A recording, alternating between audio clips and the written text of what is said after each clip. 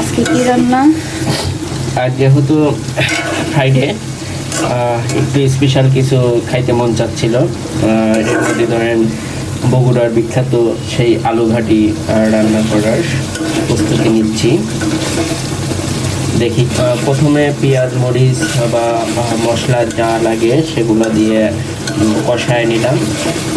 এখন মাংস অ্যাড করে নিব। আজকে গরুর মাংস দিয়ে সেই বিখ্যাত আলু ঘাটি রান্না করব, আপনারা দেখতে থাকুন।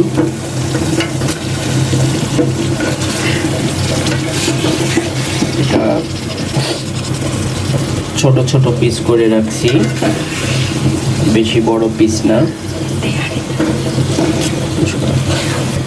যেমন তিহারিতে যেভাবে দেয় সেই সাইজ করে নিচ্ছি। কইছি তো, চলুন দেখি আমরা কিভাবে রান্না করি। দেখা যাক। আলু আলাদাভাবে সিদ্ধ করে নেওয়া, পরে চটকায় নিছি।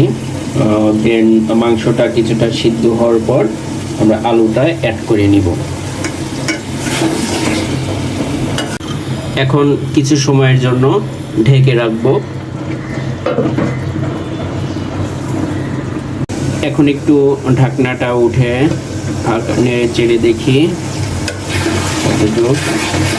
অনেকটাই হয়ে গেছে। ওয়াও, কালারটাও কিন্তু জোশ।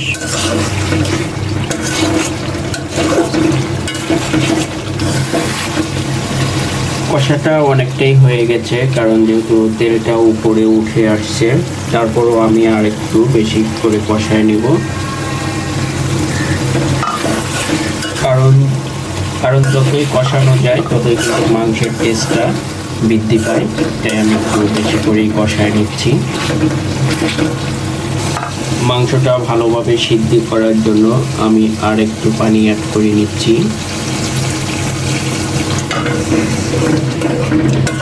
ওকে,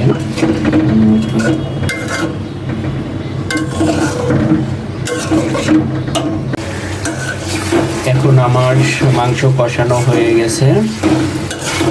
এখন আলুটা অ্যাড করে দিব। দেখুন, আলুটা চটকে নিছি ছোট করে, একবারে ভ্যানিশ করি নেই, হালকা একটু বড় বড় রাখছি। আপনাদের প্রয়োজনে ভ্যানিশ করে নিতে পারেন, কিন্তু আমার কাছে মনে হলো এটাই বেস্ট হবে।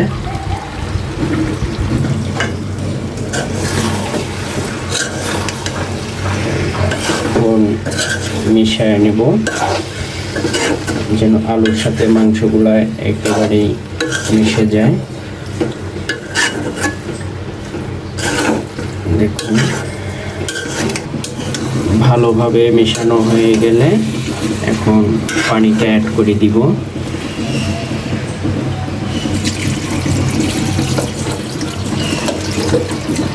পরিমাণ মতো পানি দিব।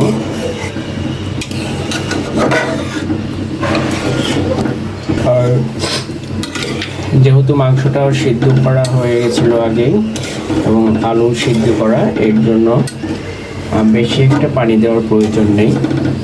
আমরা আর কিছু সময় পরেই এটা নামিয়ে নেব।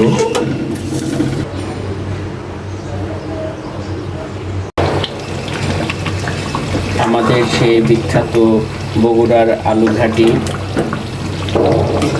প্রায় হয়ে গেছে। আমরা এখন চুলা অফ করে দিব এবং পরিবেশন করব। দেখুন,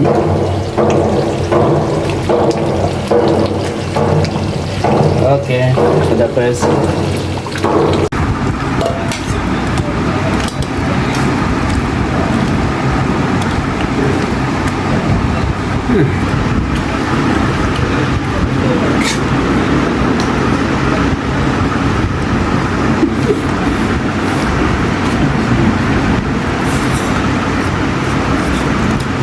মসুদ কাপ